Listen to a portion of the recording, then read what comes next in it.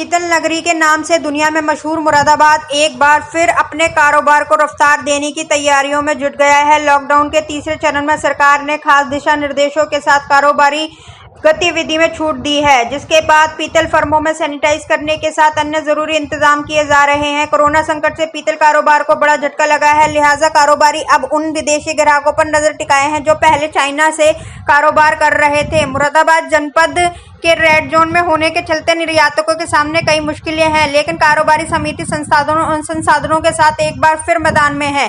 Corona संकट के कारण लगभग 80% कारोबार बुरी तरह से प्रभावित हुआ है। सरकार के दिशा निर्देशों के बाद पीतल की बंद पड़ी फैक्ट्रियां दोबारा शुरू की जा रही हैं, जिसके लिए निर्यातक तैयारियों में जुट गए हैं। बंद पड़ी फैक्ट्रियों को सैनिटाइज करने के साथ ही साफ सफाई की जा रही है। मजदूरों के लिए थर्मल गन, सैनिटाइजर और हेल्थ चेकअप के इंतजाम फैक्ट्रियों में ही मुहैया कराए जाएंगे।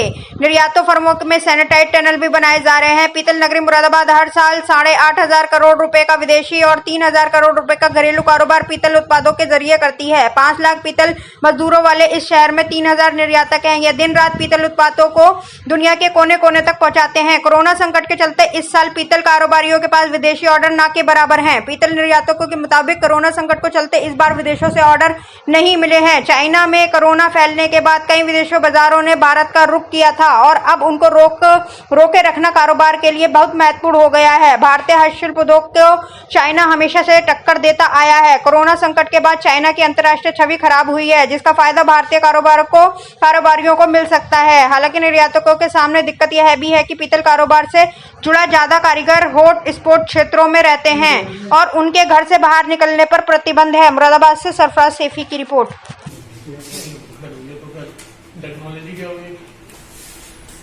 जब लॉकडाउन चालू हुआ था पूरी दुनिया में, तो सबसे ज़्यादा इसका असर अमेरिका के ऊपर और यूरोप के ऊपर आया। अमेरिका और यूरोप के व्यापारियों ने अपने प्रतिष्ठान को बंद कर दिया। बंद करने के बाद उन्होंने करीब 70-75% ऑर्डर कैंसिल कर दिए। 25% जो ऑर्डर बचे हुए हैं वो उनको डेफर्ड कर दिया गया। हमने यूपी गवर्नमेंट से और सेंट्रल गवर्नमेंट से अलग अलग प्लेटफॉर्म पर यह रिक्वेस्ट करी कि आप हमें फैक्ट्री चलाने का मौका दीजिए। मैं यूपी सरकार का आभारी हूँ कि मुख्यमंत्री योगी जी ने और तिवारी साहब जो हमारे चीफ सेक्रेटरी हैं और आदरणीय जिला अधिकारी जी ने हमारी प्रॉब्लम को समझते हुए हमें फैक्ट्रियों के चलाने की परमिशन देना शुरू कर दिया है। उसके लिए फॉर्मेलिटीज़ हैं। फैक्ट्री की पहले एनओसी लेनी है। ये नोटिफिकेशन रात ही आया है। अभी तक तो हमारे ऊपर ये पाबंदी थी कि हम खाली वाहन का पास लेके लेबर को अंदर ला सकते हैं, उसके लिए बसों का इंतज़ाम करना है, मगर वो प्रैक्टिकली पॉसिबल नहीं है। हमें यही नहीं पता था कि लेबर कहाँ रहती है और कहाँ से उन्हें कलेक्ट करेंगे।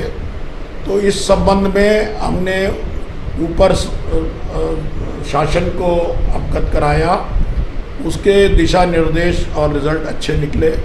आज सरकार ने कहा है कि आप सिर्फ फैक्ट्री चलाने की अनुमति ले लीजिए और खुद ही पास बना के लोगों को दे दीजिए, मगर जो डिस्टेंस का रखना है ख्याल, सैनिटाइजेशन का ख्याल रखना है, टेम्परेचर चेक करना है, इन सब चीज़ों का ख्याल रखते हुए हम लोग फैक्ट्री को चलाने की पूरी उम्मीद कर रहे हैं। और मेरा अपना मानना है कि ये अगले 3-4 दिन में, या मैं ये कहूँ कि सोमवार से मुरादाबाद की करीब सब फैक्ट्रियाँ चालू हो जाएंगी।